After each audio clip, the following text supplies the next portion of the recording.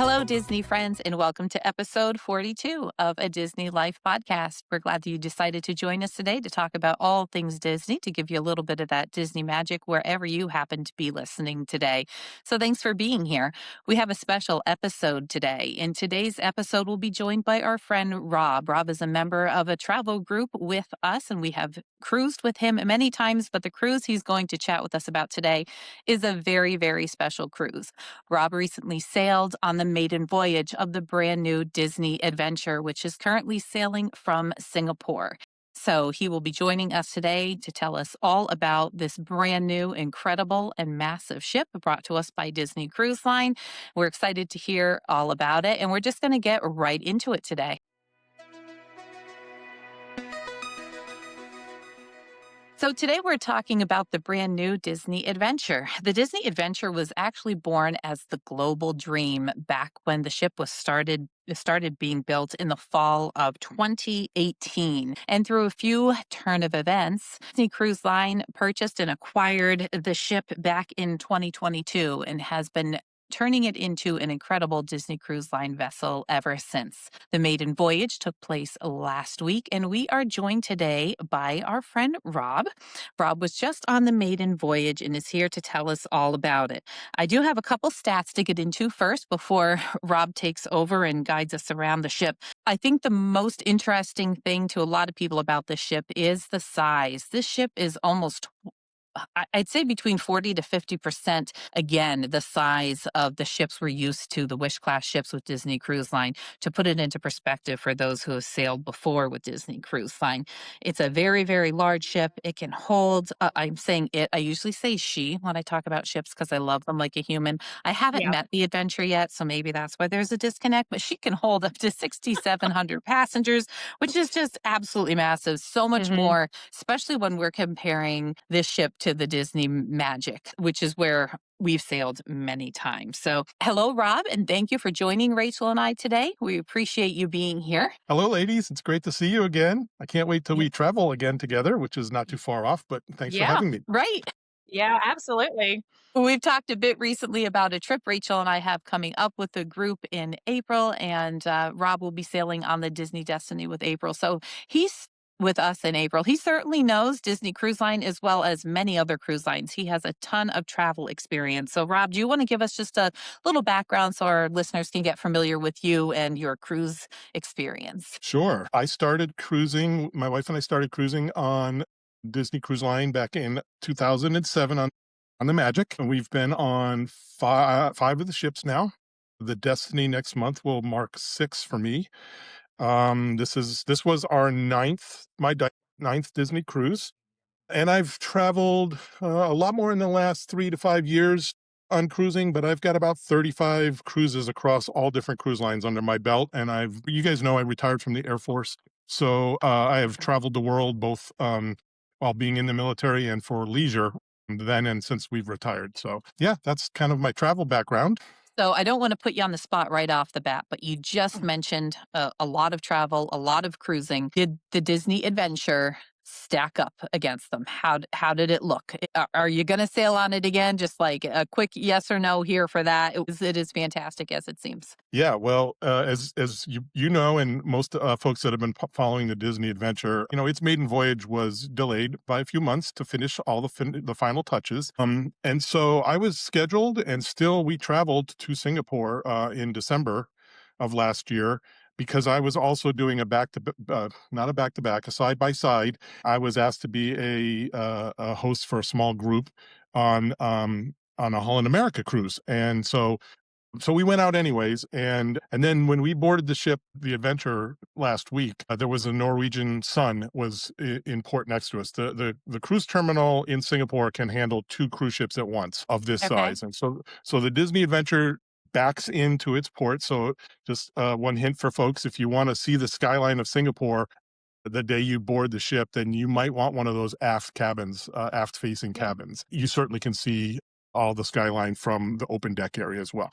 But I looked over at the Norwegian ship and I was and you're looking down, and that's when I knew the ship was big. I knew the tonnage. I knew the length is about the same as the Disney Wish class ships. It's about 20 feet longer, and I thought it would be much longer, but it's 20% wider. It's 25 to 30 feet wider, and it's 5 decks more than on any of the other Disney ships. The Disney Wish ships, 15 decks. This one is 20 decks. So yeah, so that really surprised me. And, to answer your question, it is a long way to go to get to Singapore from North America, and I've done it twice now in the last 2 months. And if you've never been to Singapore, we always tell our friends, if you're going to go overseas and catch an ocean cruise, you want to go in a day or two early. That is critically important here, because you're talking about long flights. Our flight was from Seattle direct to Singapore, the last leg of our of our travel,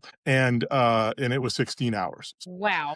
Yeah, and you could there's flights, people, if they wanna set the record for the longest nonstop flight, there's flights from the East Coast, New York, I believe in particular, to Singapore that are in the 19-hour range. So, I'm not recommending it, but if you're gonna go No. that far, I say Um, go in, and we always say go in a day early so that you've got time for travel delays. Here, I think if you've never seen Singapore, then you wanna go in 3 days early and have 2 full days, minimum of 2 full days to see the city. That would be my recommendation.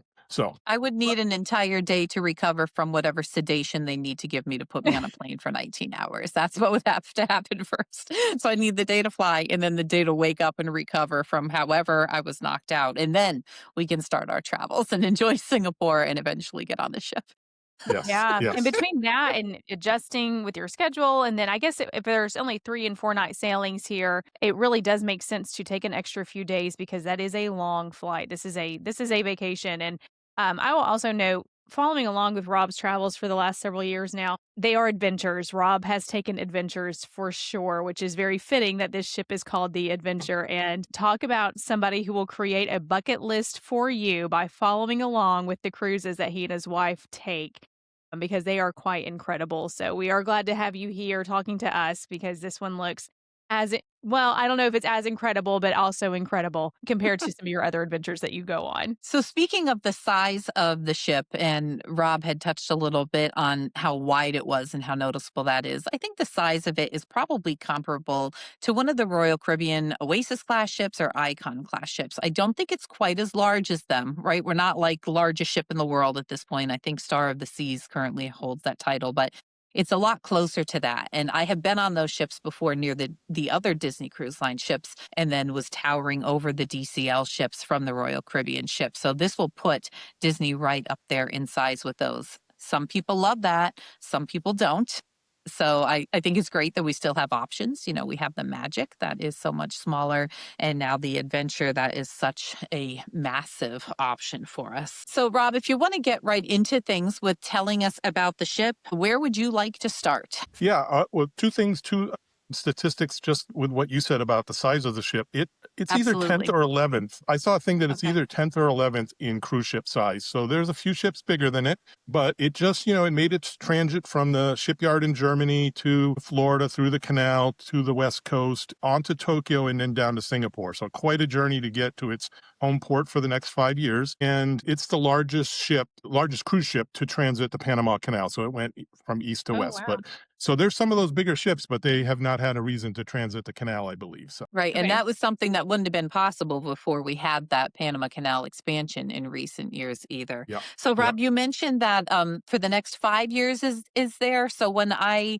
took a look online earlier, I can see right now the Disney Cruise Line itineraries only go out through the end of next summer, and the Adventure is just scheduled on 3 and 4 night sailings, which are basically to nowhere. The ship is the destination here from Singapore. You get out into the water and then right back to Singapore at the end. Is it 5 years that we know the ship is definitely contracted to be from there? Is that the current situation? That's my understanding. Okay. I don't know that we can predict whether itinerary lengths will and sequencing of those will change, Right. and or if they will eventually add some ports of call. But I believe there's a lot as we go through the ship. There's a lot invested to make the ship the destination. It's a floating mini Disney park in a lot of ways. Not that the other ships don't have things that take you back to take you to one of the Disney parks. But yeah, the cruise terminal is beautiful. I think it, not too recently was built. It's a beautiful cruise terminal, super easy to navigate. I mean, it's about 25 minutes outside of about a 25 minute Uber ride outside of downtown Singapore. If you're staying, the Marina Bay Sands is the big hotel from Crazy Rich Asians. The skyline is beautiful there. There's all kinds of things to see right around that area. So if you're going to get a hotel, that's a beautiful option. And it's another 10 or 15 minutes northeast to get to the airport, which is even farther out of the city of Singapore. But yeah, it's a beautiful cruise terminal, and I believe definitely contracted for the next 5 years. All right, good to know. And I am curious where if destinations will be added in. I did not realize, honestly, when this cruise ship was announced and the location, that there was such a big audience for cruising in Asia, but apparently there's a huge demand for this. So that will be interesting to see if they just keep this as the destination cruising to nowhere or what does add in. So, all right, well, let's get into what all this ship has to offer, which I'm excited to hear about too. Great. If I could start with just some differences with getting on board one of the other ships in the Disney fleet, Disney Cruise Lines fleet. So the first thing you're going to notice, it was super efficient. It was a beautiful terminal, and we splurged on this and we went concierge. So we'll get more into that. It's only my second time traveling concierge, the other time being on the Wish. But the first thing you're going to notice, and you'll see it on all the online reviews and social media comments, there is no grand atrium. So that's going to be what I tell people. I've been telling people since sailing on the Maiden Voyage is if you really want to enjoy the Disney adventure, there's got to be a part of your brain that doesn't continually compare it to the other cruise ships. You have to embrace the parts that are different. There's no ports to go, so embrace the part that the cruise ship is the destination, and you're going to be basically sailing around at sea. So maybe if you one of the recommendations that I have for people is we all love to have the veranda stateroom, but maybe this might be the cruise ship where you say, if money's tight, or if you're budgeting time to stay on the front end of the trip, maybe you say, I don't need to have a veranda stateroom. Or if you're going to get a veranda stateroom, try something that's unique about this ship, which is the veranda staterooms that face into the Imagination Garden and Discovery Cove, because that is a unique experience and a first for Disney. So that's the first thing. The second thing is, so we entered and we actually were escorted down the outside on deck 7, which is kind of the equivalent to deck 4 on the other ships. So it's where the shuffleboard is. It's where you can walk. It's where you could have a lounger with some shade. It's also where you can see the bottom of the lifeboats. But we walked down the side on the starboard side, and we were escorted in to doorways. And then there was 2 lines of the cast members and the crew cheering for us, welcoming us on board for the Maiden Voyage. It was really, it was nice. It wasn't an entrance into the Grand Atrium. Our names weren't announced. But what we came into is another thing about this ship that's amazing, and that's the 2 banks of elevators are enormous. And there's 12 of them in the front, and there's 13 of them in the aft. And the only difference is there's 2 banks of 5 on either side, and either 2 or 3 towards the aft end of the ship in either of those areas. So there's plenty of elevators there. There's a huge area in the middle. You would not feel crowded at all. And the elevators are really good size. They say they can hold 27 people, but I wouldn't want to put more than 6. Wow. But they're not cramped. They're not Okay. cramped at all. So that was a big difference for me. What else? We're going to go through the decks, so I don't want to reveal all of these, but the I would Disney say Adventure has 3 the decks of elevators seem like escalators. a pretty notable thing because I know the Disney Wish really got knocked for lack of elevators and their touchless elevator buttons, which have since been corrected. But back in the maiden voyage of that was something that did get some negative feedback. So it's great to hear the adventure is well taken care of. And I cut you off a little bit there, Rob, when you started to talk about the escalators, which is another very exciting thing that the Nice. Disney Adventure has. So I love that. They have escalators on some of the Royal Caribbean ships, and I love seeing that. And I was thrilled to see that the Adventure has them because they just make so much sense to me. So Yeah. I apologize. I kept talking over you. The elevators don't have a problem with the buttons. They're recessed back enough that you're not going to hit more than one button. They were very nice how you're able to select the floors. I will say that if you go into that large area and you hit the button, I want to go up, and you're on the starboard side, you're activating, I think, just the 5 elevators there. So if you're with a group of people, you might want to deploy somebody over to the other side and just, to get an elevator call. But honestly, I will tell you, Rachel, you mentioned the maximum capacity is listed at anywhere between 6,000 and 6,700. I think 6,700 is the absolute max. But when cabins that can sleep 3, 4, or 5 people in them are not filled to that, then there's a couple of things that determine what they're going to actually sail with in their maximum capacity. We sailed with only 3,400 people, which surprised me. I didn't know that when we Wow. got on board. I thought it was completely sold out near max capacity, but it was 3,400. But this week, right now, the second voyage was traveling with, I believe, planning for about 4,800, and they were planning to ramp up to the 6,000 number within the first 3 or 4 sailings. So, Okay. part of that was, I think,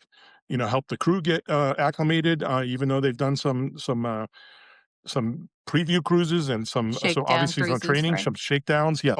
Um, yeah, that was very interesting. The elevators were beautiful. I don't think we waited more than 30 seconds at any given time, 60 seconds for an elevator. So very efficient, and not a crowded area. But at the time, it can also be, when are you going to the elevators, and maybe some people are doing some things on the upper decks, or it's at dinner time.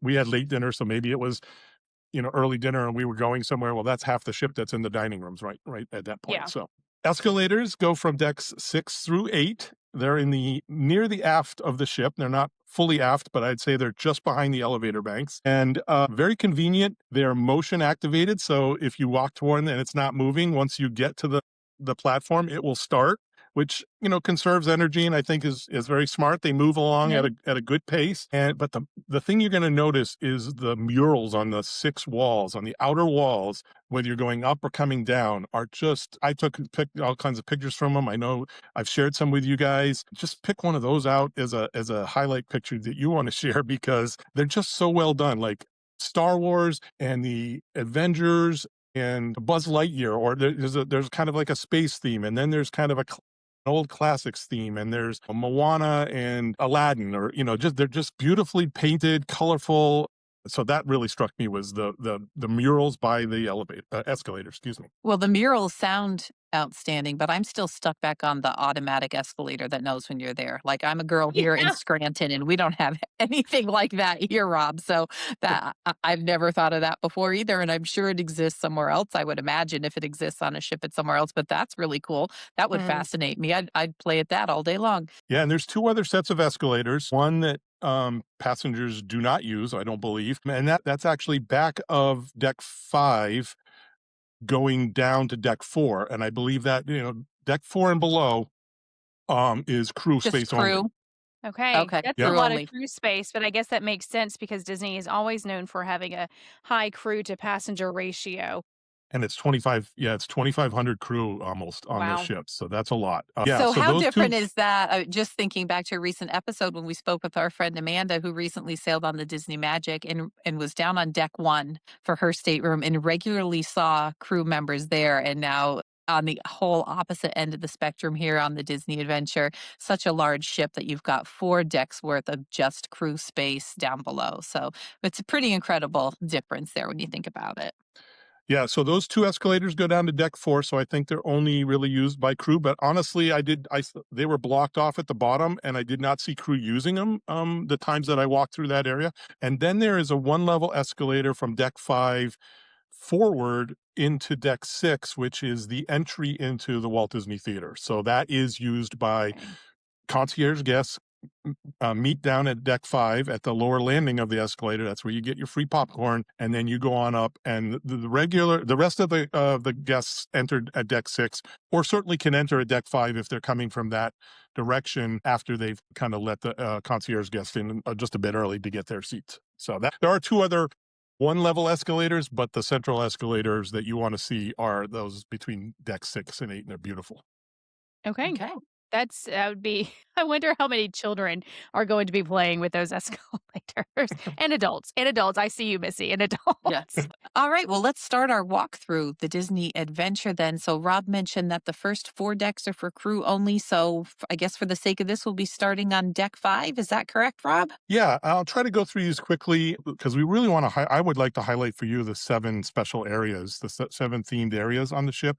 So, Deck Yes. 5 has Animator's Palette. So, Animator's Palette continuously brought through the entire fleet. It's got two entrances, and when it's not being used for dinner, for the rotational dining, there's a lot of crafts that are done in there. So, towel folding, learn to draw. I thought it was a really neat use of the space is that they're going to use that area for crafts and other activities that you'll find on the navigate on the your navigator. And So, this is the pause right there in Animator's Palette for just a second, Rob. What type of experience is offered during dinner at Animator's Palette? We've recently discussed on the podcast here that fleet yeah. wide, it's not all the same. There are some different Animator's Palette experiences they offer. Yeah, so Animator's Palette there in Deck 5 and Animator's Table are going to be the parallel restaurants that you go through as you go through your 3 evening rotation for rotational dining. And Okay. Animator's Table is aft of Deck 9. So you're either on Deck 5 or Deck 9. And this is the first time that I've experienced this.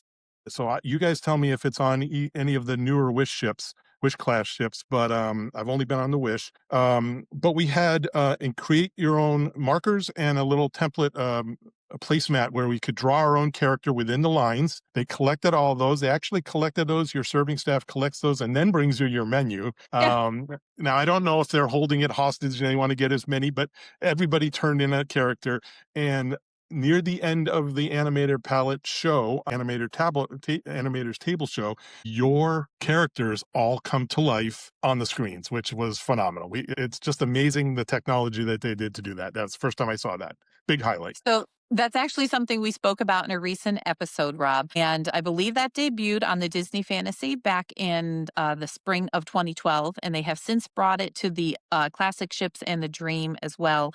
However, it's not offered on shorter sailings like you see on the Mhm. Adventure. So it has to be at least a 6-night sailing so that every guest is able to be in Animator's Palette twice. And then you get to do that magic show. It's super cool experience. I had not heard it was on the Adventure, so I'm thrilled to hear that because I think it is such a special and unique experience to Disney Cruise Line, and I love that it's making a bit of a comeback there after its absence on the last 3 ships. So that's great. Yeah. And then the other thing on Deck 5 is that there's 2 World of Disney shops right across the hall from each other. They do have some different things in them. And the World of Disney 2 shop is also further forward on that deck. So your shopping for Disney gear is down there. Our friend Katie, I told her all about that and sent her some pictures. And the other item that's down there is Tiana's Bayou Lounge. Okay. So it's a little out of place, not out of place. It's just set apart from as we work our way up deck 6, 7, and 8. But it's the positive of that is it's a little bit away from the hustle and bustle. So it's it looks beautiful. It looks like Tiana's Lounge we've seen on the Wish, and Okay. I think it's a wonderful place to hang out down there. So let me ask about World of Disney. I did see a few photos of some merchandise. I'll have to go through some more. Was there a lot of Duffy merchandise at World Good of question. Disney? That's in World of Disney 2. Okay. Has Yep, and a lot more stuff for kids, especially younger kids. There were costume. There were lunch boxes. Yeah, a lot more things for the younger children there. And then there were more of the shirts and collectibles and ornaments and hats and things like that in a World of Disney. Certainly, there was a lot of space dedicated towards Maiden Voyage. And then there's inaugural sailings, exclusive stuff that will be for this whole first season, I'm sure. Okay. Beautiful. So then we make our way up to deck 6. So I'm going to work kind of aft to forward just because that's the way I wrote my notes. Navigators Club is one of the 2 rotational dining that's paired with Hollywood Spotlight Club. And let's see, Navigators Club is, I would say both of those restaurants are upscale. They're beautiful and they remind me of 1923, but they're larger. I mean, again, these are larger because there's more people that have to get through both the seatings on their day of the rotation. So they span the entire width of the ship. A Hollywood Spotlight Club is aft on deck 8, and it has two sets of windows, giant windows, all across the back and each side. It's just and the pillars in the middle are beautiful, and a nice stage. I'll come back to Hollywood Spotlight Club when we get to deck 8, but Navigators Club is one deck high, but still beautiful and very expansive, really nice artwork. I think it's just really well laid out, and it's got large, they're not dance floor areas, but they're areas when the characters come in that they can, kind of do a little bit of their performance and then walk around and visit the tables. So yeah, Navigators Club is back there at the aft of deck 6. There's two entrances, a Mickey entrance and a Minnie entrance. Off to the side, so the elevator banks, outside of the elevator banks, which are quite large on this wide ship, outside of them are the stairwells. So that's a little, it's all, if you took a cross section of the ship, you would have the outside hull of the ship, and then you might have some cabins, and then you have stairwells, and then the elevator bank. If you just check that area in the two spots, forward and aft, and they're very wide, and they have beautiful artwork at every landing on every level of the stairwells. And just outside of those, on deck 6, is on one side Buccaneer Bar, which is not an adults only bar, but it's a great place for like sports watching and grabbing a cocktail before dinner. And on the other side is unique to the adventure and to the Disney Cruise Line is Marvel Style Studio, which is makeup and dress up for your favorite Marvel Avengers character for children, but they also have times where adults can dress up as well. So kind Okay, of that's exciting. cool. Yeah, Yeah. I thought that I actually visited it when when it wasn't open, so I just kind of looked through the windows. There's Thor's hammer, there's Captain America's shield, so I think there's places to pose for pictures after your makeup, but a cool little area back there. And then deck 6, the middle area is called Town Square. So this is where you're going to get the first entrance into the escalators as you're working your way forward, and the Royal Court is there. I want to start with that because it is beautiful. It reminds me of what the atrium looks like when we all go there and we kind of lay on the carpet and we look up.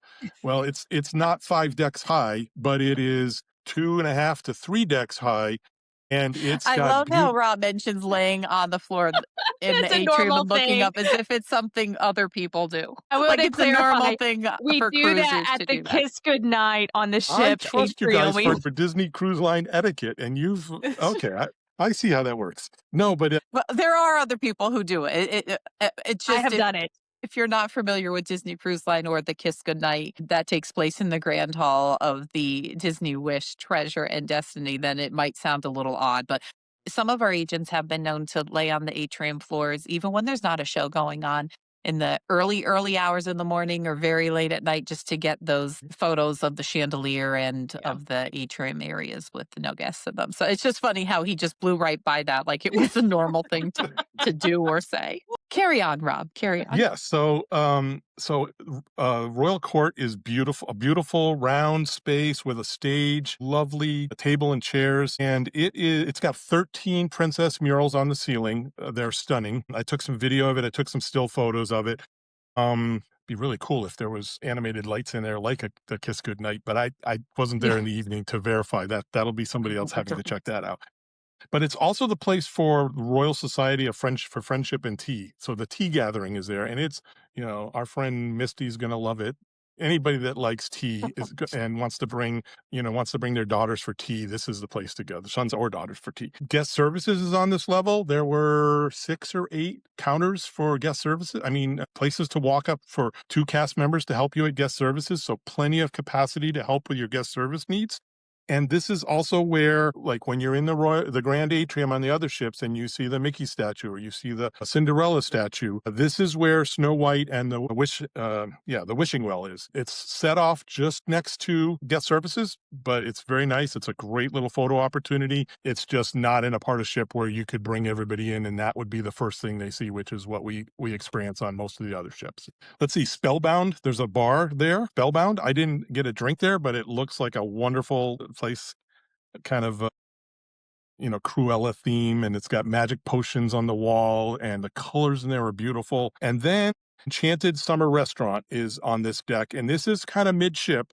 And so one of the nuances about a couple of these decks, and deck 6 is the first one, is you could physically get from the front of the ship to the back of the ship, but Enchanted Summer Restaurant is broken into 2 dining rooms, Maximus dining room and Olaf dining room, and Maximus is off to the side, one of the sides, I think it's starboard side, and, Mhm. Olaf is right in the center. So, the way the layout is, if you wanted to get to some of the things to get up to the Walt Disney Theater, for example, which the main entrance is on this level, you would be walking through Olaf's restaurant. Now, there's a large hallway through there, but I did not see, we were in Maximus, so I did not pay attention to how they handled traffic through there while they were doing dinner. But those 2 restaurants are plated dinner at night, but they're buffets for breakfast and for lunch.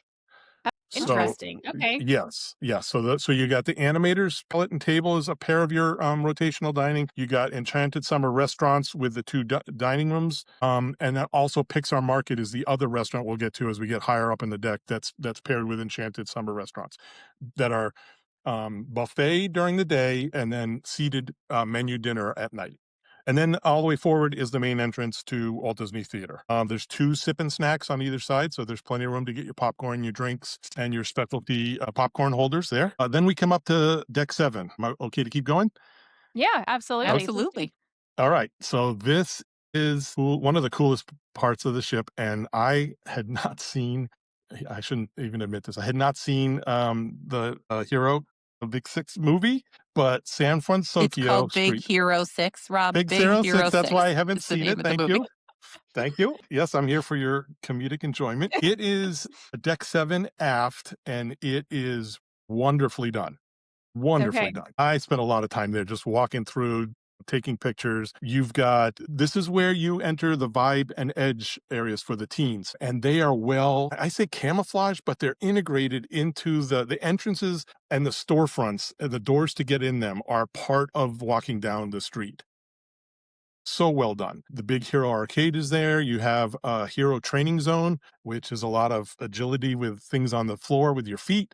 Really fun games, but you have to sign up for slots on your Navigator app.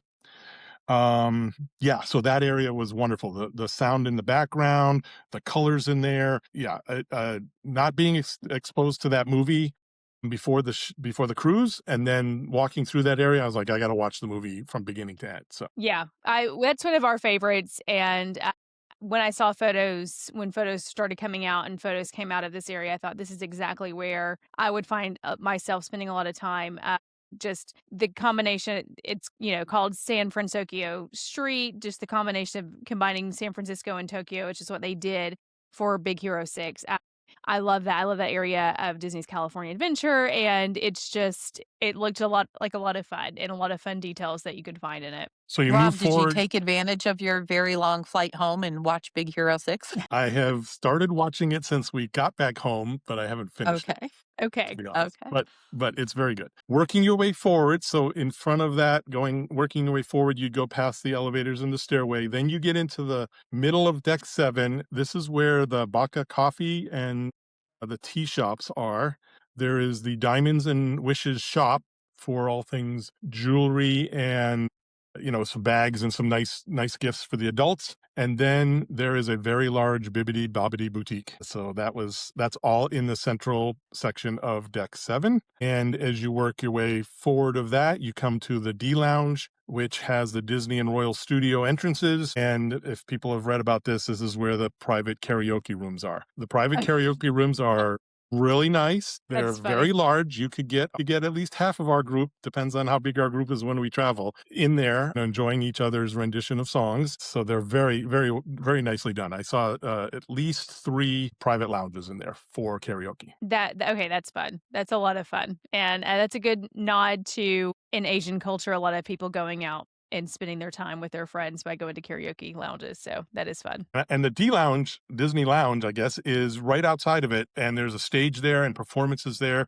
It's a perfect place to wait until your time comes to go into the karaoke. I think there may be sing alongs and stuff there, but it was pretty active the times I walked by there. It was my wife and I, and we also had some friends with us. So we spent some time making sure that we all went to all the things that they wanted to go to as well. So I did not spend any time singing any karaoke, Oh, but come on. it looked like a fun area.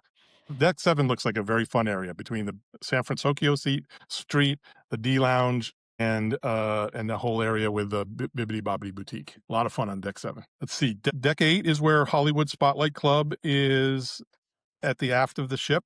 Mickey and Minnie and Daisy come. There's a piano player, a bass player, and a singer on the stage in there, and they do some wonderful renditions, very classy, upscale. Like I said, 1923 with musical performance in 1923. Think of that. Really expansive. Most of the seating is on the lower floor, but there were 8 or 10 tables. I don't know how they're assigned, but there's about 8 or 10 tables that are up on a balcony, kind of forward, looking back towards the glass windows in the stage. And there were people up there eating. So we went in there twice because this is where we had our assigned lunch for concierge guests when we got on board. So we had lunch there, and then we came back and sat at a table of 8 with our friends for, and we were almost center stage. It was beautiful on the floor right in the middle. All the characters come by. The characters, they warn you, may not get to all of the tables. I think it's because of how large the area is. And there are some step ups to some of the tables around the outside perimeter of that dining room. So I think just for safety for the characters, they come off the stage and they certainly circulate in the middle section quite a bit. Deck 8 is, let's see, this is also where the It's a Small World nursery is. Mhm. The Oceaneers Club and Imagineering Lab, Marvel Web Workshop, Andy's Toy Box. So all of the kids care and activity areas here. And because of that, you need to get to It's a Small World Nursery and Oceaneer Club main entrance from the forward elevators. You cannot physically get from Hollywood Spotlight Club into any of the kids' zone areas. Deck 8 is one where you cannot transit from the front to the back of the ship. You got to go up to Deck 9, which starts cabins, or you have to go down to Deck 7 if you want to do that. Okay. So that's just an important thing to look at when you're looking at the floor plan, the deck plan, and you want to make sure you get the kids to the right place. So what is the Mickey and Minnie's Mini Captain's Deck? Because to me, just the name of it makes me think of the area on some of the kids club areas where, it looks like you're steering a ship, like they have that big screen there, and you get to be at the hull. Yeah. I'm guessing just because you have the elevators there that it wouldn't be a place that kids can freely roam to Yep. from the Oceaneer Club. This is an area that I failed at because I didn't get there during open Okay, house. you had more important things to do, so, I'll have to look into that and see what that is because Yeah. that's good to know, and I'm just thinking about when we were on the Wish and exploring around, and there is that hallway on the side that you can get around the kids club areas and go to other parts of the ship, but, that's definitely for safety. Disney takes safety of children in those areas very seriously. Yeah. It is right across the hallway from the It's a Small World nursery. So, Yeah. and it's its own separate room there. And yeah, I'm certain that there's plenty of staff there. I didn't make it to that area. I'm sorry. Yeah, I just hope no rogue children are going on the elevators. You Yes. never know. Deck 9 is where Animator's table is, excuse me, from the restaurant. So you're either going to get assigned Animator's pallet or Animator's table in your rotational dining. Forward or mid forward is the medical center. And that's really the two things on Deck 9, except for staterooms, cabins. This is where Deck 9 up through, we're going to talk about Deck 10 and 11, but then 11 through 15. This is the meat of the ship where all the majority of cabins are.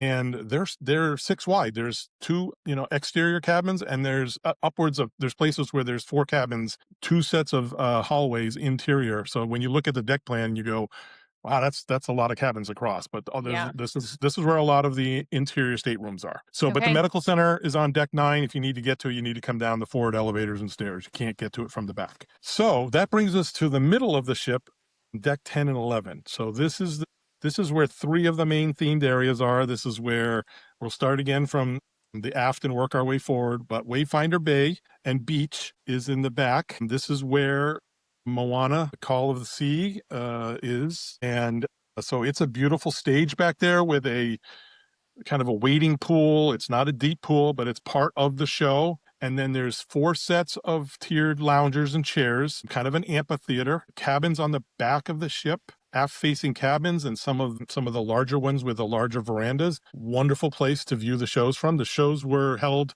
at least twice daily. I think for Moana it was 10 and 11 or 10 and 11:15. It's about a 15 to 20 minute show, really nicely done.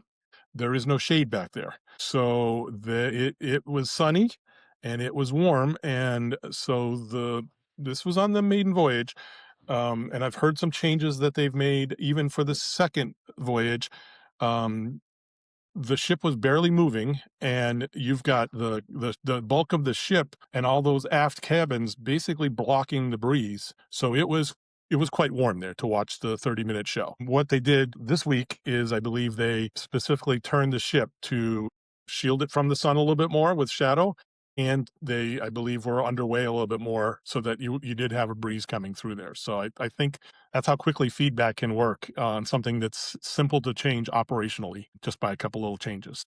Uh, Yeah. So that so wayfinder area then is like an aqua theater. That's not a pool for guests to swim in. That's a theater for the shows, you're saying? yeah, I didn't spend any time back. Well, there's two hot tubs up there on the top tier behind, which is this kind of a standing room only place to watch the show from. Also, if you don't get some of the seating, you need to get there early to get seating. So there's two hot tubs up there, use hot tubs, and there is a little waiting pool. But I don't know if people, when the show wasn't going on, if people were going down there and just kind of dipping their feet in and cooling off.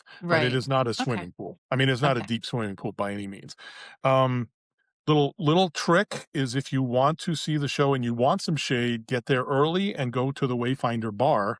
And there are some seating away from the bar towards the aft of the ship where you are basically kind of sunken down into floor one level, but you're looking right in the middle, right at the show. So the show is being, there's nobody sitting in front of you. But those bar seats, there's only about 6 or 8 of those. Those will fill up quickly, but that's a little secret for everybody. Also back there, so as you work your way inside, there are some lower cabins on deck. I think it's deck 12. It might be deck 11 that look right. The railing of their balcony, of their veranda, looks right into the back of the upper level of Wayfinder. So if privacy on your veranda is important, you probably don't want the lowest floor on the aft facing cabins. Okay. Um, just another thing to think about. As you work your way forward, then you get to Palo Trattoria, which is the brunch and dinner experience for Palo. It's themed after Luca. It's beautiful. It's blue. It's got 2 stories. We sat upstairs. We had enough in our group that we sat, the 8 of us, in a almost like the little private rooms that Palo is so famous for. And then also right back there is Mike and Sully's, which was a big highlight for me. So you can get fresh made sushi. There's teppanyaki areas. There's a la carte order menu. But my wife and I went on the first day. We were late seating, so we went here at 6 p.m. for the omakase dinner. 9 courses, was Um, phenomenal. And then we just went and met our friends and went to see the restaurant for rotational dining that night. And we just had a kind of light desserts and maybe a little light appetizer or something. So all right. So yeah, I want to talk about this for a moment. So were you sitting close to the chef for preparation and everything? Was it really a very traditional experience? yeah. So great question. It's built in a horseshoe, and it has 4 seats on 3 sides. So Okay. I asked the staff. So, and 2 chefs were putting the dishes together. They were phenomenal. So I asked the servers. There were probably 6 or 8 servers for 8 of us. I'm sorry, there were only 6 of us that night. We were the first ones to eat, first paying guests to eat at Omakase because we did the early dinner. So this was their first omakase dinner. And I asked them, I said, so you can you can have 12, maximum of 12 here? And they said, well, we really don't like to do 12 because some people will be on one side, maybe with the chef's back to them while they're putting each of the dishes Mm, together. So there's counter space all the way around. I think that might be an operational thing too. That as a progress, they could have. You could see it from both sides if you just kind of had them switching spots, or if you added one more chef in there and said had 3 people in there. I think you could have a maximum of 12 people. But the 6 of okay. us, we had a great view. We were kind of looking down the line because we were on the bottom part of a U, and then there was 2 other couples on the other side, so the chefs were facing directly to them. Okay. The servers did a great job of giving us the history behind the ingredients and just a lot of information about the next course we were going to try. And then the lead chef, he would introduce the course to us when it was all plated for everybody and ready to eat. Wow. All right. Very nice. Yeah. On my list. Let's see. Then, oh, Palo Cafe is just outside of Palo Trattoria. This is a walk-up pizza and other light fare. It's not large, but I mean, it's a good size. Beautiful little seating area. Lots of whites and blues. Kind of reminded me of like Italy or even like Portugal, but with like all the white and blue tiles that you would see in Portugal. Open air. It sits right across from the entrance into Mike and Sully's. Then you work your way into the open area of the atrium that makes up decks 10 and 11. So again, we started at deck 10 and we started down on the aft. As we come up, we get into Discovery Reef. Beautiful Finding Nemo, just wonderful colors. The blues get lighter and lighter as you get higher and higher in decks. Three eating areas right off of here are Cosmic Kebabs, Stitches Ohana Grill, and Bewitching Boba and Brews. We walked into Cosmic Kebabs. Some friends had some kebabs from there, loved it. I did not eat at the other two places. Stitches is traditional burgers and hot dogs grills, and then you got the boba drinks and cold and hot brews and the Bewitching brews. This is also where one of the large soft drink stations, beverage stations, were there. So free, Okay. free soft drinks, easy to get there. And then you work your way forward of there and you go by the garden stage. I'll come back to that. And you're going to work your way halfway through Imagination Garden. There's some stairs coming up and almost like some theater seating, just open air. Yeah, just a open air seating area so that you can look backwards at the garden stage and watch the different performances that are there in Imagination Garden. But I want to just talk about the two more eateries down there. Mowgli's Eatery, a lot of Indian themed food there, and Grandma Tala's Kitchen has Asian fusion theme to it. So both great places, I think, to go get, fast service. There's 20 some odd eateries on the Disney Adventure. So you have to set expectations that you're not going to hit all 6 rotational dining restaurants, all of the specialty adult dining, and all of these walk-in places. We haven't even got to the places up on deck 17. So there's a lot of places to eat. Let's see. And That's then, why you need a back to back. yeah. And then you end up in Imagination Garden, a part of Imagination Garden that is on deck 11. So you actually make your way up a deck. And that is because the um the the spa and the fitness center are on deck 10, but you can't go all the way through on deck 10. You come up, Okay. as you're working your way forward, you come up on deck 11. And if you want to go to the fitness center and the spa, the main fitness center and spa, which are beautiful, they're huge, you want to come down the forward elevators and work your way back to get into the main entrance to go into to those areas. Rob, I have a quick ship layout question for you about the Yes. Imagination Garden area. So, as you're describing it, it kind of sounds to me like on the Royal Caribbean, Oasis, and Icon class ships, where they have the Central Park area that's open air above. So, if you're standing in there and you look up, you're not seeing the roof above you, you're seeing the sky. Is this open air as well, or is this like closed in like a promenade in the middle of the ship? Yeah, nope, it's open air. And then Okay. it's also got all of the veranda cabins, especially on the forward portion of Imagineering Garden, not necessarily they don't I don't think they're veranda staterooms. I think they're ocean or they're garden view staterooms for Discovery Cove. But the up the walls of Imagineering Garden there is the veranda staterooms, which are great staterooms and a great vantage point to watch the different shows that they will host there. So they had the Let's Sail set sail party, excuse me, on day one. So there's not a sail away party up on the upper deck. It's Let's Set Sail party on the garden stage in this area.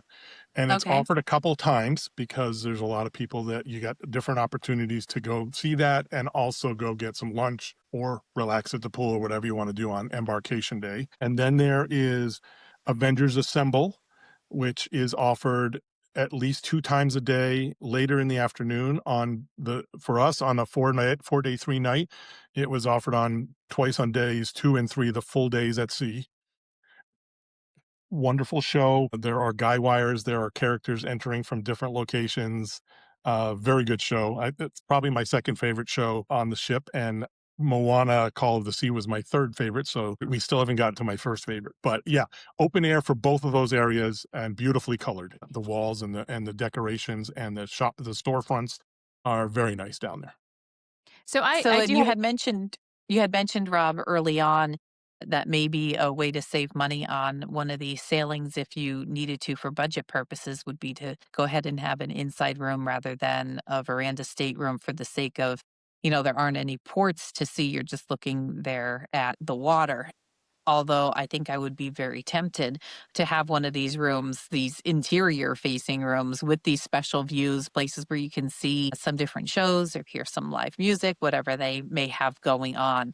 I've never had the opportunity to have one of those rooms on one of the Royal Caribbean ships that has a similar kind of layout to this, I think, but I would be very curious to try it on one of them eventually because it seems like it'd be pretty cool, especially if you may have some kiddos with you who want to take in some of the live entertainment, but may not necessarily be able to sit in a theater show type setting, it might be a great option for some families. Yep, absolutely. When I sail again, I would pick an interior veranda stateroom off of this area as high up Okay. as possible. The highest deck 15, I believe, deck 16, I'm sorry, has concierge interior veranda cabins. okay. Okay. But then below that, I think they're more of the standard interior veranda cabinets. So again, and they're around three sides. So the forward edge and the two sides, I believe is correct. They're certainly down either of the two sides. And at certain times when the ship is sailing in one direction, you're going to be in the sunlight, and at other times you're not going to be in the sunlight on your veranda. So that's just something to think about. But to watch the Let's Set Sail party, to watch the Avengers show and the characters coming out on some of the decks on guy wires. And there are at least two other shows. There's a Big Hero exercise show. I forget what the other one is, but there's a couple other shorter shows that are also done on the garden stage. And so again, you're going to take in a decent amount of entertainment just by being in those areas. And the way they're lit up at night, to sit out on your veranda and see the colors of the interior of those open air atriums at night, that was a highlight too. And I only saw them from either walking on the lower deck, or going up the top and looking over the railing down into them, which is nice, but it would be wonderful to sit out there on a veranda. Do Uh-huh. you think the area is particularly noisy when a show is not going on? Because that is a complaint that I hear about some of these interior balconies on the Royal Caribbean Oasis class ships. But when you mention the lights, the Central Park area on an Oasis class ship is one of my favorite areas of on any cruise ship because it is gorgeous. It's absolutely gorgeous at night. So I would love to see that. But I know, for instance, on the Utopia of the Seas, a complaint that I hear sometimes is that the Central Park area is actually very noisy because the pool band is above that area. So, and I've actually stayed at a boardwalk balcony on an Oasis class ship, and we had no issues at night as long as the Aqua show was not going on. We had no issues at night with noise. So, I just wonder how noisy did you find those areas to be particularly noisy during the day? Did noise seem to gather there just because of the layout? I think again we were a little over half capacity, Okay. and the timing of the shows, whether it's at Wayfinder Bay or here in the atrium, are late morning to middle afternoon. Because of that, I think the other times they were very tranquil and quiet. Okay. I did not see a lot of things that would generate a lot of noise. Yeah, otherwise, I think that people are going to be very pleased about how quiet it is there. That's good to know. Deck 11 starts again some more cabins. Um, but let's see. Yeah, there's a part of the Wayfinder Bay that's on deck 11, but you can't exit from then. You have to actually come back down into by the bar and go out. Deck 10, there's Taverna Porto Rosso Bar, which is technically on deck 11. You'll see it on deck 11 deck plans, but you can't get to it unless you're down by Palo Cafe and Mike and Sully's, because you need to take just a quick set of stairs up. It's a nice bar that sits right above a Palo Cafe. So it's a nice little bar right up there. And then let's see, there's the Castle Collection and the Garden Bar that you will see that are in kind of the forward part of the Imagination Garden atrium. and that's also where you exit to get to the elevators that are forward. So that's if you're coming from the front of the ship, you would come down to deck 11 and enter that way. You're going to go by a little shop. I bought my I love ratatouille, so I bought Remy, one of the Remy's that sits on your shoulder is as a magnet, being that I went to culinary school, and also I had to get a Remy. But the garden bar is there, and then you work your way back to that like stadium seating that's just open seating with stairways down either side, so that you can look back towards the garden stage and watch the shows there. That's you basically lower yourself one deck and you're down to deck 10 in the atrium. So other than that, deck 11 10 is you just got to get used to it a couple times of how if you want to get from the front to the back of the ship, you're going to be going up and down a little bit through that open air area. Um, Rest of deck 11 and decks 12, 13, and 15 are cabins only. You can get forward and back the what we call the hidden Mickeys to tell us which way we're going, so we don't get turned around on the ship, are quite large. They're big hidden Mickeys in the carpet design. It's really nice, obviously brand new carpet, and each door number has a little set of the ship, and it's divided into 6 quadrants, so you can see the bow of the ship, so that's pointing towards the front of the ship, and if you're on the starboard or port side, front, middle, or aft, based on which of those 6 little segments is darkened in, so you can't get lost going down the passenger hallways when you're there with cabins. Okay. There's some beautiful, very large do-it-yourself laundry facilities on board. I did not make note of where they were on each cabin. I knew there's one on deck 17 in the concierge area. But we're talking at least 20 washers and dryers, detergent and whatnot to purchase, coin operated, plenty of ironing boards, just very big, beautiful, spacious areas to do laundry on board. Again, one of the things I was going to say at the beginning is I think the Disney Adventure is also a good candidate for people who want to do back-to-back cruises, because you can make your own 7 or 8 or 9-day cruise, and there's a lot to see. So if you're going to travel that way, that's something to consider, is maybe we get a certain kind of cabin and we get it for back-to-back, because then you got a lot more time to explore the ship. And so in that situation, I think it's really great that there's laundry there. Certainly there's laundry for all whenever you need it. But for us on a 4-day, 3-night cruise, I packed with a small rolling bag and I didn't have any worries about laundry. Yeah. Yeah. Um, and then the last area is, I'm kind of talk about it in a clump, is decks 16, 17, 18, and 19 starts your 16 is where our cabin was. So there's a landing area in 16 with some nice stairs. This is 16 forward that leads you up into the concierge cabins and suites. And then deck 17 is where you'll find the concierge lounge and a concierge gift shop. And then decks 18 is where the concierge spa and fitness center are. So there's a separate spa and fitness center just for concierge guests. Tammy will be able to correct me on the numbers, but I think one of the crew members told me concierge capacity is about 900 on this ship. It looks like there's a lot of concierge cabins, including a lot of interiors. So we were at like 425 was what they okay. told me. So, and it was going to get up to about 550 like this week.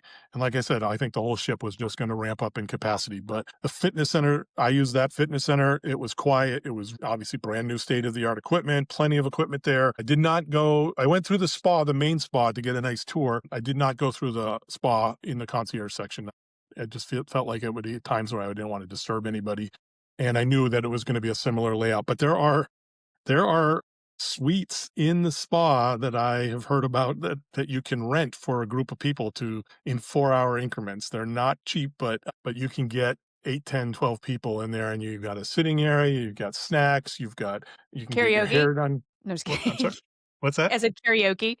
There's no, you probably could do karaoke in there. Nobody would hear, but I believe outdoor sitting areas in there. So I've just seen some reviews of them that people have taken a video of on social media. I did not enter that area. And then deck 19 is the sun deck. So there are elevators from deck 16 to 19 in the concierge section.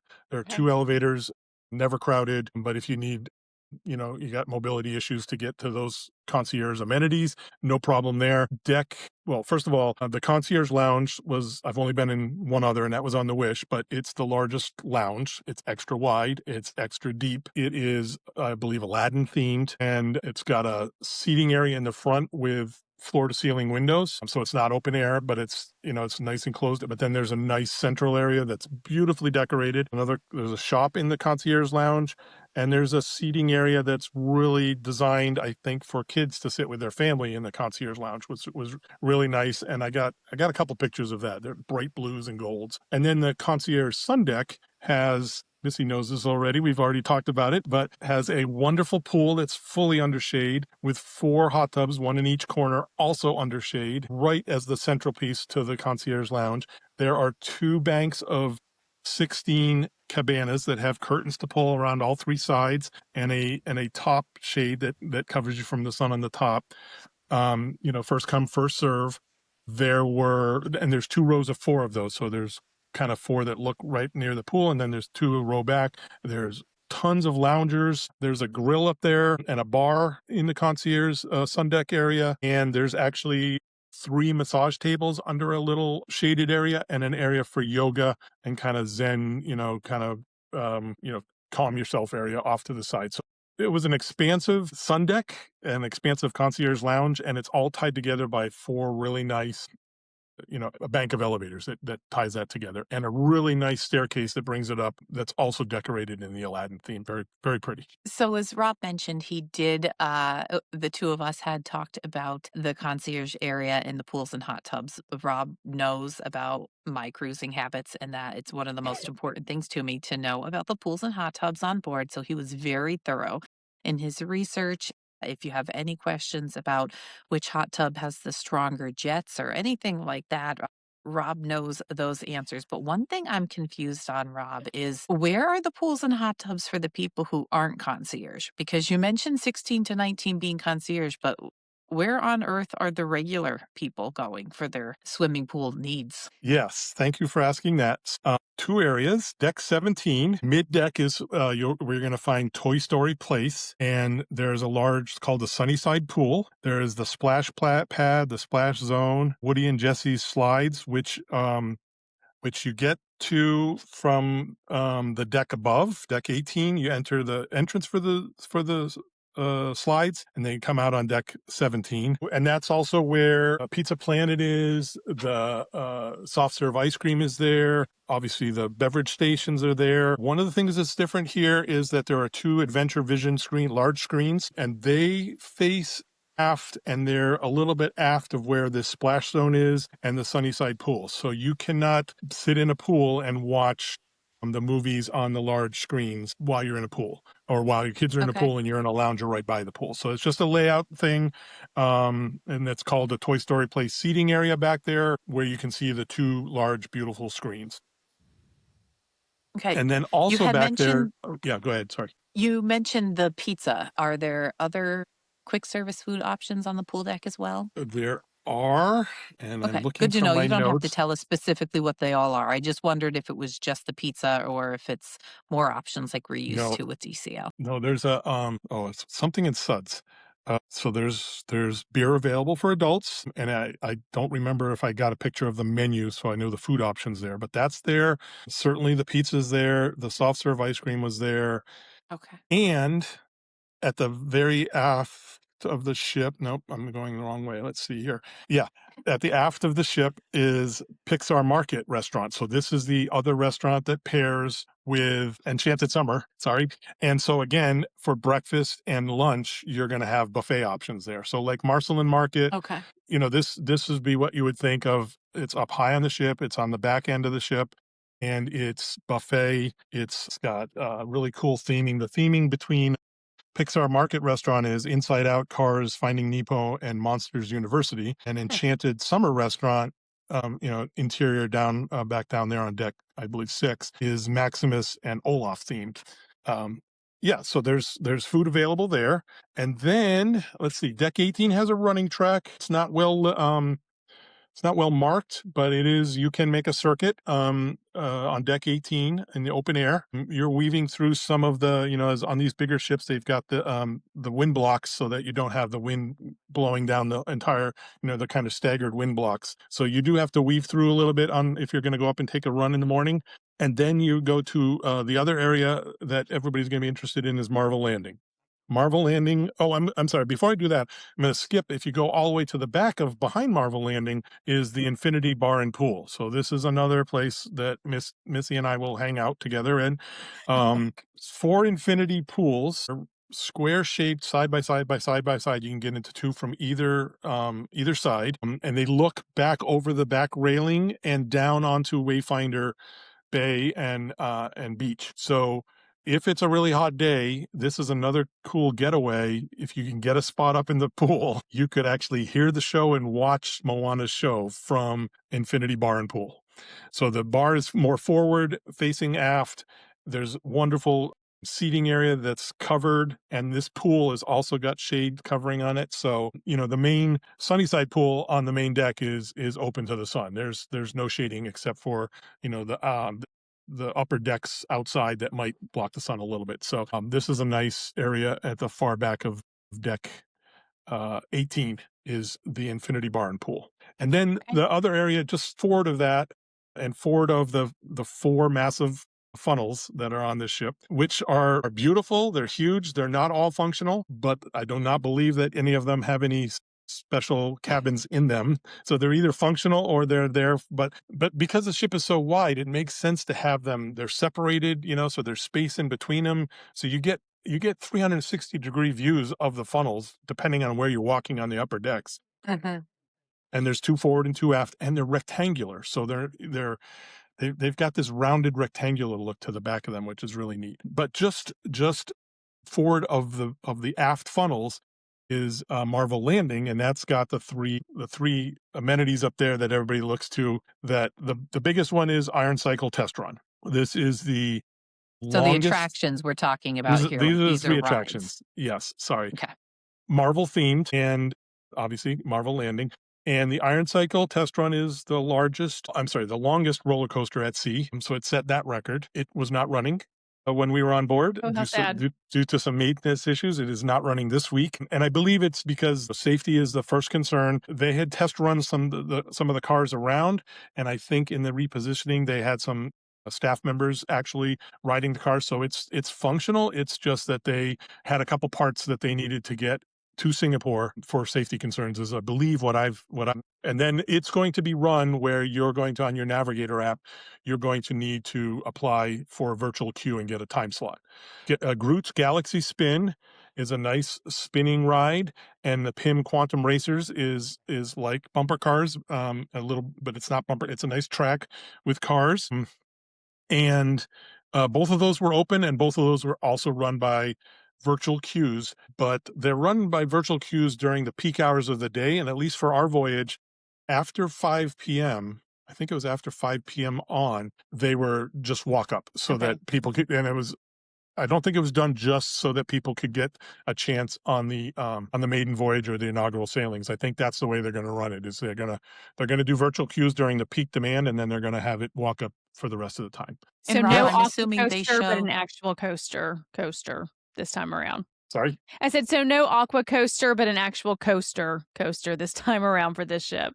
Actual coaster. It looks Okay. super fun. It's got two, not loops, but kind of loops, circle loops in the front. It's got an area that kind of does three waves. It looks to be thrilling, but none of us got to try it on the maiden voyage. So for the virtual queues, Rob, does it show Yep. in the app when and how you go ahead and book those? Like the time, is that listed in there, or how would the Yeah. passengers, the guests, know when to book We those got virtual queues? I got alerts, and I don't think that's unique to just being concierge, but we got just a guest alert on the app. This is open, and then when you went to it, you would click through, pick what you wanted, either the Galaxy Spin or the Quantum Racers, and then it had like 15-minute increments to apply for those. And Okay. if you clicked on one, much like in the parks, if you clicked one and a bunch of other people had grabbed that time, it would just bump you back to pick the next time. That one had filled up, or that kind of thing. So Good to yeah. know. And I wonder if kind of like at Walt Disney World when you have a virtual queue, that is it, you're done for the day, so that way they can get other guests on there. So I'm curious to know if other days you could try, or if it's kind of a want to make sure everybody gets their chance and then they have the open times later on. Yep. So, definitely, for me, it was great having another set of eyes, really 4 other sets of eyes, but Cindy and I being able to look at the navigator and say, "Tonight we have late dinner, so if we wanna go see Avengers Assemble, we need to see it either," and this was on day 2, "we either need to see it today or tomorrow," because I think it was like a 4 o'clock showing and a 6 o'clock show. They were separated by about an hour and a half, 2 hours. Same thing for Moana. When do we wanna go see Moana and see that show in the back? And there were a couple other shows. I didn't see the exercise Big Hero 6, exercise show that was on the garden stage. I didn't see all of the shows. We did do one Let's Set Sail party, show. We were able to take that in. But you do have to look at those things and then say, "Do I wanna get in a virtual when do I wanna time getting on a virtual queue versus something else I might wanna be doing on the ship?" So So I have one question that is kind of a random question. Now, I know when cruising, you meet cast and crew who are from all over the world. Any language barriers with a sailing going out of Singapore? I didn't notice any language barriers. The cast is predominantly from that area of the world. There's a lot Okay, of cast that came on board from Singapore, Indonesia, Malaysia, Philippines, which on other cruises, a lot of the staff is from that part of the world. Anyways, right. a lot of ships are flagged in that area, but yeah, it was predominantly. Actually, there was a wonderful array of cast members from all over the world. South Africa. I tried fragrant rice in the Pixar Market restaurant.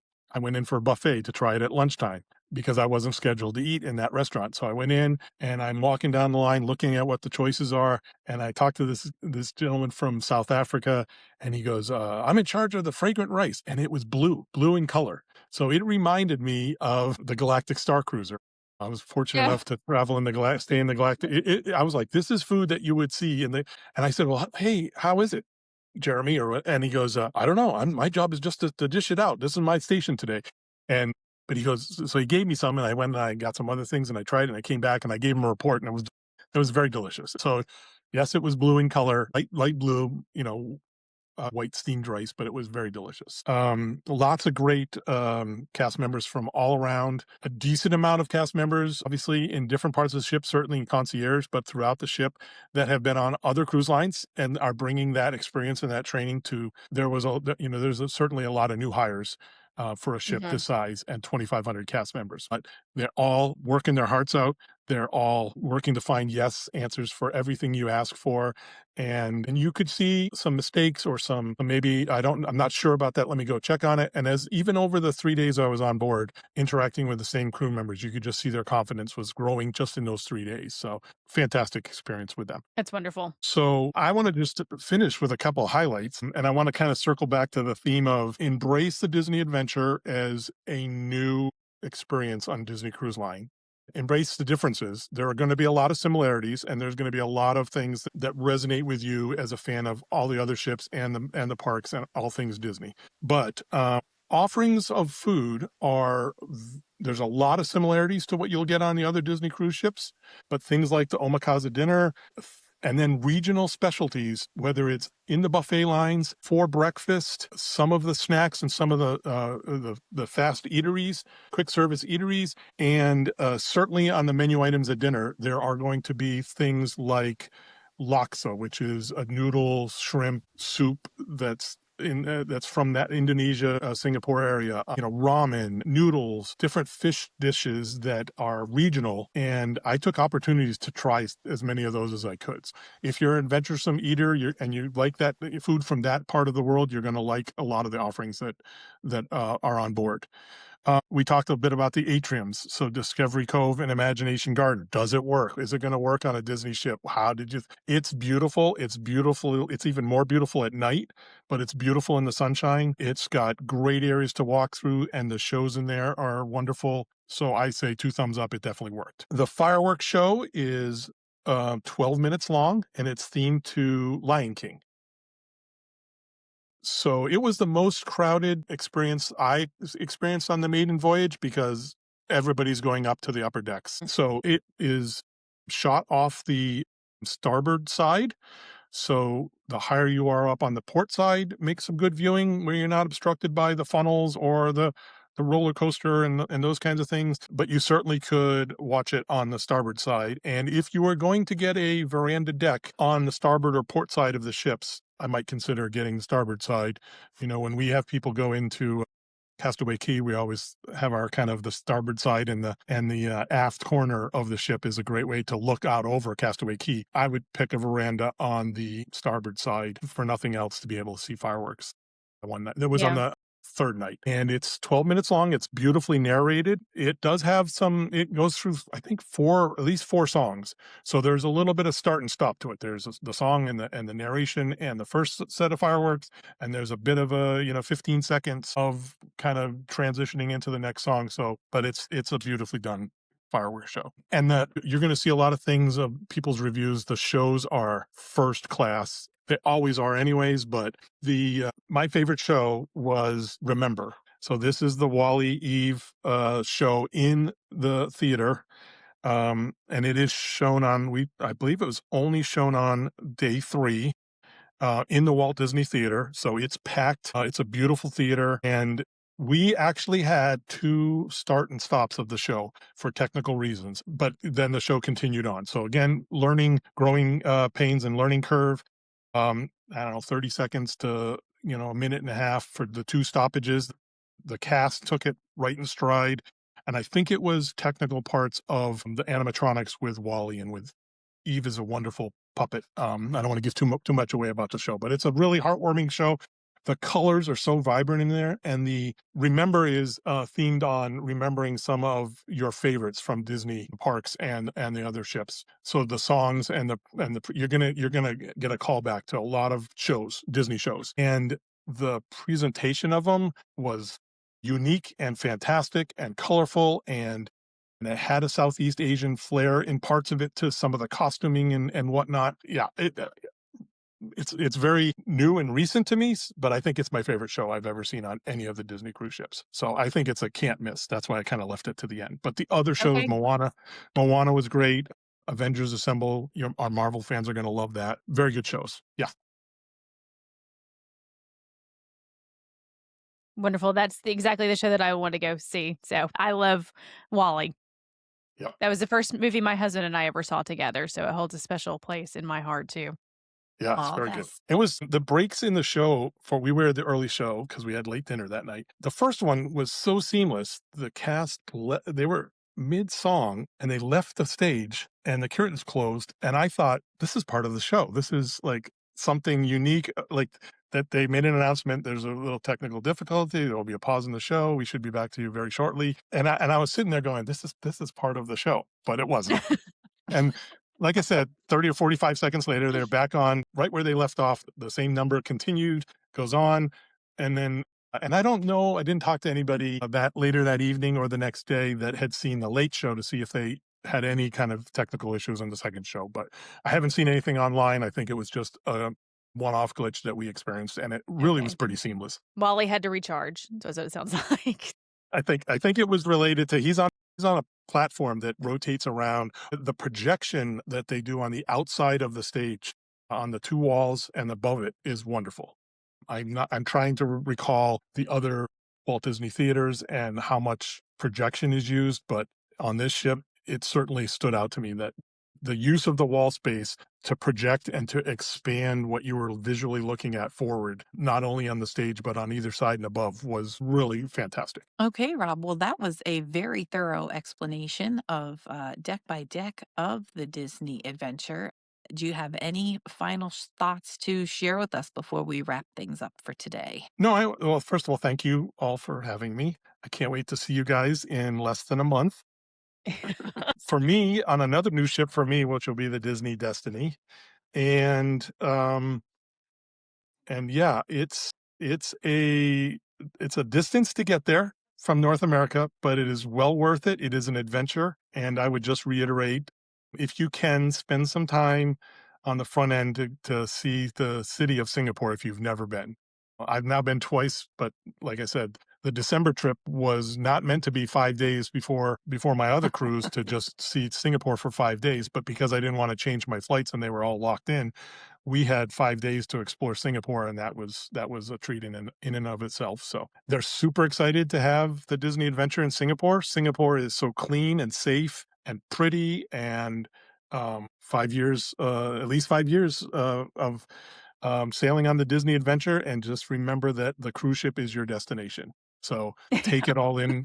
Take it all in. There's a lot to see on the ship.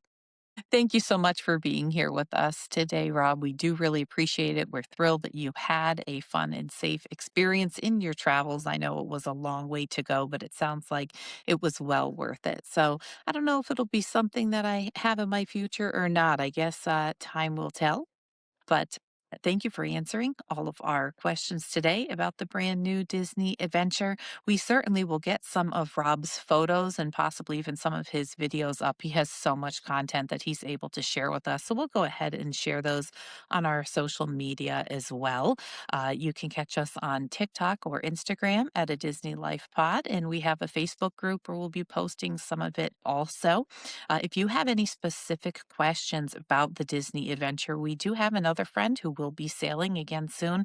She's actually sailing a back to back to back, 3 sailings in a row in April. So I was compiling a list of some things for her to possibly take a look at while we were chatting with Rob today.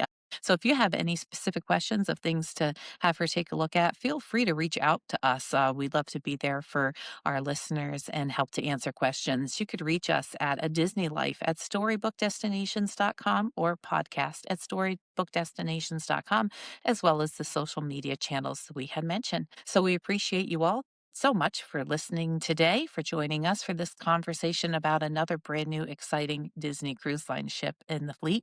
We appreciate you taking the time from your day to have a little bit of Disney time with us, and we'll catch you next time. Thank you, Rob. Thank you.